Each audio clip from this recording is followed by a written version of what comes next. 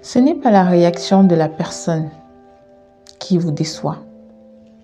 C'est le scénario qui ne correspond pas au script de la réaction que la personne en face de vous est censée avoir qui vous met dans tous vos états. Bienvenue dans ce podcast. Ici, nous mettons des mots sur des mots afin de guérir et d'avancer plus sereinement. Tu ne souffres pas à cause des autres, mais à cause des acteurs que tu as engagés qui ne connaissent pas le script.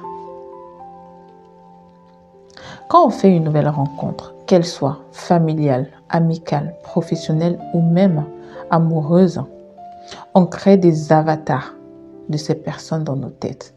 Et du coup, on se met en relation avec ces avatars. Ces avatars répondent à l'idée qu'on se fait de la personne. Et quand il s'avère que ces personnes réagissent entre guillemets mal, on se sent déçu. On se sent même parfois frustré et on se dit la personne a réagi très mal. En fait, ce n'est pas la réaction de la personne qui était mal. C'est juste que la personne a agi de façon naturelle, mais que l'idée que vous étiez fait de cette personne-là est tombée à l'eau parce que la réalité vous a rattrapé. On se retrouve déçu parce que cette personne ne réagit pas selon les idées que nous avions d'elle, c'est tout. Quand il s'avère que la personne agisse également bien, ça veut tout simplement dire que la réalité correspond à l'idée qu'on s'était faite de la personne. C'est tout. La liberté commence quand tu arrêtes de vouloir que les gens soient une version d'eux-mêmes qui t'arrange. À chaque fois, on a tendance à projeter nos frustrations sur les autres. En effet, l'autre n'est pas responsable de nos frustrations. Il faut qu'on se le dise à un certain moment. Nos frustrations naissent tout simplement du fait que on se fait des idées sur les personnes qu'on rencontre, que ce soit amoureuses, amicales ou même professionnelles. On se fait une idée de la personne. On se dit que la personne doit toujours réagir comme on s'attend à ce qu'elle réagisse. Mais oublions un seul facteur. C'est que la personne en face de vous n'a pas le script de ce que vous avez dans la tête. Ou même si la personne a le script de ce que vous avez dans la tête, la personne en ce moment joue un rôle parce qu'elle veut simplement atteindre ses objectifs. Elle a su vous lire. Du coup, elle agit comme vous vous attendiez à ce qu'elle agisse, mais elle n'est pas elle-même.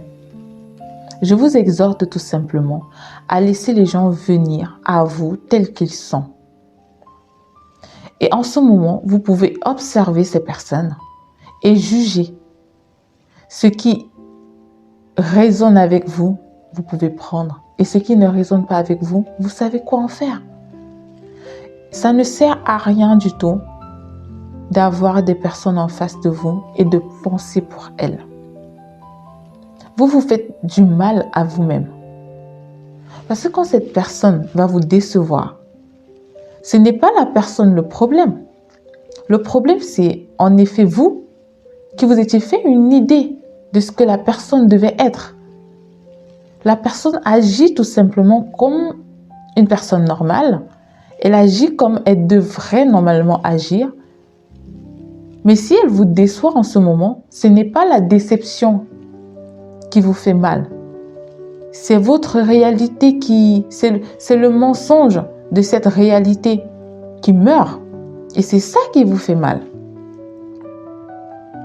Il faudrait qu'à un certain moment, vous vous dites, ok, j'arrête de réfléchir pour les autres.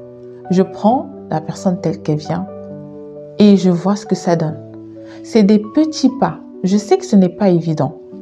C'est un chemin. Mais c'est en commençant à le faire, même dans le quotidien, même avec vos enfants, même avec vos amis, même déjà avec vous-même. Arrêtez de vous mentir. Arrêtez de... Comment je vais le dire? Arrêtez de prétendre être quelqu'un d'autre alors que vous n'êtes pas cette personne. Parce que comme on dit, la mauvaise habitude a la peau dure. Plus vous le faites pour vous-même, plus vous le ferez également pour les autres. Et c'est comme ça que vous parvenez à transposer votre vie et votre façon de voir les choses sur les autres également. Parce que tout est intérieur d'abord avant de s'exprimer à l'extérieur. La liberté commence quand on arrête de vouloir que les autres se comportent comme nous ça nous arrange. Prenons un peu l'exemple sur la météo. Est-ce que quand il pleut, vous en voulez à la pluie? Je ne pense pas.